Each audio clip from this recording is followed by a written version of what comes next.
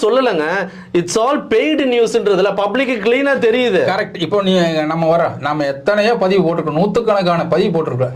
யாராவது ஒருத்தருக்கு ஜால்ரா அடிச்சு போட்டிருக்கோமா? இல்லையா? ஏடிஎம்கே ஆகட்டும், டிஎம்கே ஆகட்டும், இல்ல நாம் தமிழர் ஆகட்டும், இல்ல மற்ற கம்யூனிஸ்ட் ஆகட்டும், விஜய் ஆகட்டும், அஜித் ஆகட்டும், இப்ப நான் பேசியிருக்குமா? யாருக்கு இல்லை. என்ன நிலைமையா அப்படித்தான் போறோம் வர்றோம். ஆனா ஒரு சிலர் இதே ஒரு வாடிக்கையை வச்சுட்டு இப்ப போலீஸ்னா போலீஸ் கூட சேர்ந்துட்டு, சார் உங்களுக்கு அதே பண்ணி தர்றேன் சார், இதை பண்ணி தர்றேன் சார், அந்த ரவுடி கொஞ்சம் இது பண்ணுங்க சார், கருணை காட்டுங்க சார், நான் கொஞ்சம் டீல் பண்றேன் சார் அப்படின்ட்டு அந்த மாதிரி பேசுறதாகவும், அதுவும் அங்கதான் உங்களுக்கு தவறே உருவாகிற காரணம். இப்ப நீ நேர்மையா இருந்தா ஏன் இந்த அளவுக்கு இதா இருக்கு? நீயும் ஒரு கற்பாடுக்குள்ள சேர்ந்துட்டு அத்தனை ஆடுகளுக்கு ஒரு கற்பாடா இருந்தீங்கன்னா ஓப்பனா சொல்லுவான், கட்ட பஞ்சாயத்து பண்றதுலதான் மாட்டிக்கிட்டு முழிக்கிறீங்க. இப்ப ஒரு ஆபீசர்ட்ட எப்படி லாக் ஆகுறீங்க? அப்படிதான். எப்படி லாக் ஆகுறீங்க? நீ கட்ட பஞ்சாயத்து பண்ற, நீ சில விஷயங்கள் இல்லீகல் ஆக்டிவிட்டிஸ்ல இறங்குற, அப்புறம் மாட்டிக்கிட்ட, அப்புறம் வெளியில புனிதர் பட்டம் போட்டுக்கிட்டு பேசுறது பிரயோஜனம் இல்லை. இப்ப எவனோ ஒருத்தன் ஞானசேகரங்கிற